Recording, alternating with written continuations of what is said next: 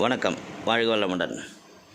இப்போ நம்ம விரதங்கிற தலைப்பில் தொடர்ந்து சில பதிவுகள் பார்த்தோம். இப்போ பார்க்க போகிறது லட்சுமி குபேர விரத பூஜை. இந்த லட்சுமி குபேர விரத பூஜை லட்சுமி கடாட்சமும் குபேர கடாட்சமும் பெறுவதற்காக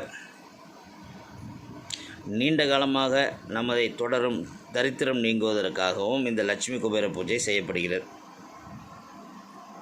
ஏதாவது ஒரு வெள்ளிக்கிழமை காலை குளித்து ஆசார அனுஷ்டானங்களை முடித்து மகாலட்சுமி மகாவிஷ்ணு கோவிலுக்கு சென்று தாமரை மலர்களால் அர்ச்சனை செய்ய வேண்டும். சித்திரானங்கள், இளநீர், கனி வகைகள், வாசனை திரவியங்கள் ஆகியவற்றை நிவேதனமாக வைத்து இந்த விரதத்தை செய்ய வேண்டும்.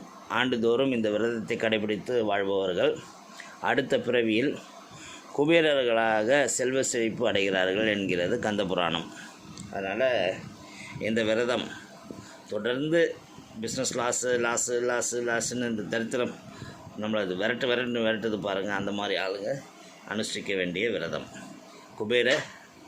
லட்சுமி குபேர விரதம். வாழ்க வளமுடன்.